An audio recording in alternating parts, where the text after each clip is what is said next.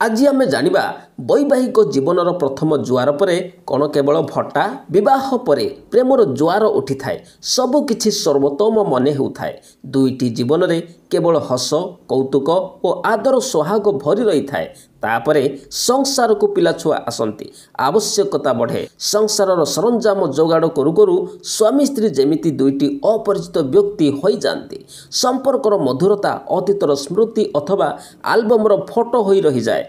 प्रेम रे भट्टा आसी जाए किंतु स्वामी स्त्री चाहिए संपर्क को सतेज और स्वाभाविक करदे पारिबे।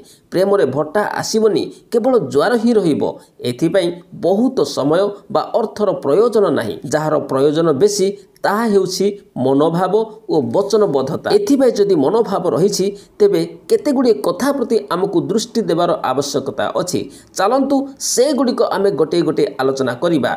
आलोचना करिया पूर्व क्यों पॉइंट्स उपरे आलोचना करिबा से पॉइंट्स गुडी को प्रथमे आलोचना करिबा। एथिरे मुख्यतः 6टी पॉइंट्स उपरे आलोचना करिबा। से गुडी को कौन कौन? नंबर 1 समय रखंतु। नंबर 2 योजना करी स्वाभाविक हुंतु। नंबर 3 प्रेमी हुंतु। नंबर 4 चकित करांतु। नंबर 5 निजे हसंतु एवं हसांतु।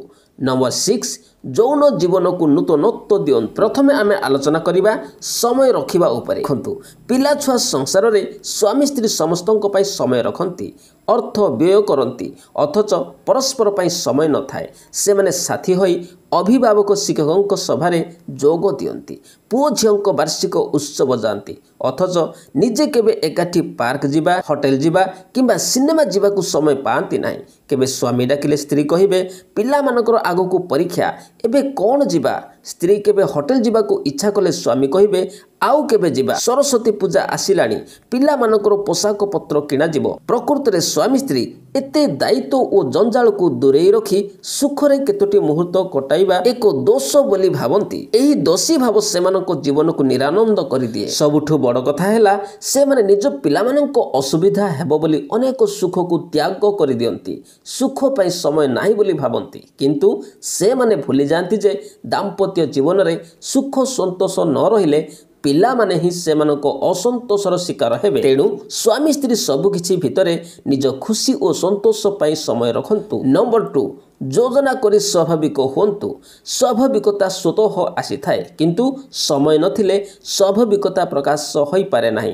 तेणु संसार भितरे स्वाभाविकता पाई योजना करंतु। स्वामी स्त्री साथी होई कौनसी अपराह्न रे चिड़िया घर को जातु, बेलून किणतु, मांकड़ को बुट खुआंतु, लागी लागी बसी गपसप हुंतु, हाथ धराधरी होई बाट चलंतु। केबे सेमिति पार्क जातु, आइसक्रीम खातु, बादाम किणी पाखापाखि बसी घास गछ मनीष और आकाश को नहीं कथा हुंतु। ए सबु योजना सूचई दे जे दाम्पत्य जीवनर जंजाल भितरे मध्य परस्पर पई समय अछि, भावना अछि, जत्न अछि, आदर और सोहाग रहिछि। नंबर 3 प्रेमी हुंतु।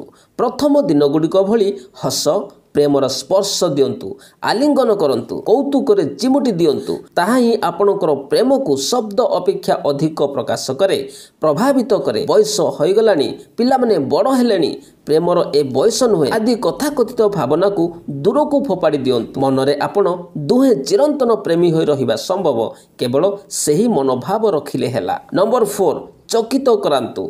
ए भली किछि करंतु जहा आपणकर साथी को आश्चर्यचकित करदेव। से भाविबे आपण तांको कथा भाबुछंती, दूर रे थिबा बेले मध्य आपण तांको कथा चिंता करूछंती। एहा सबु बेले एक दामी हारर उपहार हेबा जरूरी नुहे।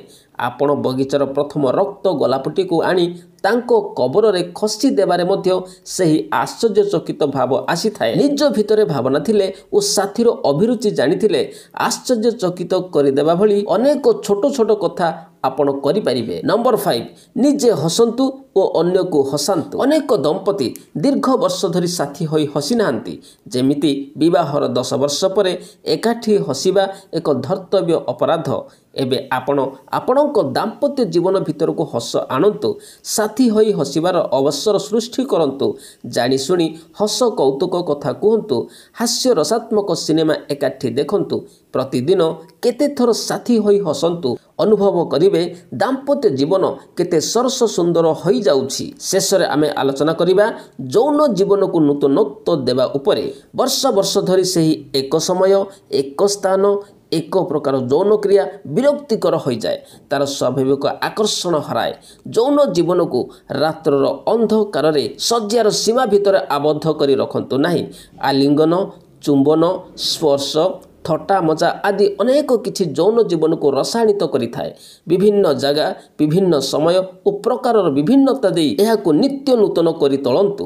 ପରସ୍ପର ପ୍ରତି ସତତ ଆକର୍ଷଣ ଅନୁଭବ କରିବେ। ଏସବୁ ପ୍ରତି ଦୃଷ୍ଟି ଦେଇ ଦେଖନ୍ତୁ ଦାମ୍ପତ୍ୟ ଜୀବନ କେତେ ଆକର୍ଷଣୀୟ ହୋଇଯାଉଛି। ହଁ ଫ୍ରେଣ୍ଡସ୍, ଏହି ଭିଡ଼ିଓ ମାଧ୍ୟମରେ ଆମେ ମୁଖ୍ୟତଃ 6ଟି ପଏଣ୍ଟସ୍ ଉପରେ ଆଲୋଚନା କଲେ। ନମ୍ବର 1, ସମୟ ରଖନ୍ତୁ। ନମ୍ବର 2, ଯୋଜନା କରି ସ୍ୱାଭାବିକ ହୁଅନ୍ତୁ। ନମ୍ବର 3, ପ୍ରେମୀ ହୁଅନ୍ତୁ।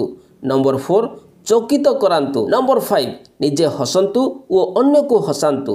ନମ୍ବର 6, ଯୌନ ଜୀବନକୁ ନୂତନତ୍ୱ ଦିଅନ୍ତୁ। ହଁ ଫ୍ରେଣ୍ଡସ୍, ଏହି ଭିଡ଼ିଓ ମାଧ୍ୟମରେ ଆମେ ଯେଉଁଗୁଡ଼ିକ ଆଲୋଚନା କଲେ ସେଗୁଡ଼ିକ ମାଧ୍ୟମରେ ଆପଣ ନିଶ୍ଚୟ ଦାମ୍ପତ୍ୟ ଜୀବନକୁ ସୁଖମୟ କରିପାରିବେ। ଆଶା କରେ ଏହି ଭିଡ଼ିଓରୁ ଆପଣମାନେ ବହୁତ କିଛି ଶିଖିବାକୁ ପାଇଥିବେ। ଯଦି ଭିଡ଼ିଓଟି ଆପଣମାନଙ୍କୁ କିଛି ଶିକ୍ଷା ଦେଇଥାଏ ଏବଂ ଆପଣଙ୍କୁ ଯଦି ଭଲ ଲାଗିଥାଏ ତେବେ ଭିଡ଼ିଓଟିକୁ ଲାଇକ୍ କରିବେ, ସାଙ୍ଗମାନଙ୍କୁ ସେୟାର କରିବେ। ଯଦି ଆମ ଚ୍ୟାନେଲକୁ ପ୍ରଥମ ଥର ଭିଜିଟ୍ କରିଛନ୍ତି ତାହେଲେ ଚ୍ୟାନେଲଟିକୁ ସବସ୍କ୍ରାଇବ୍ କରିବେ। ଧନ୍ୟବାଦ।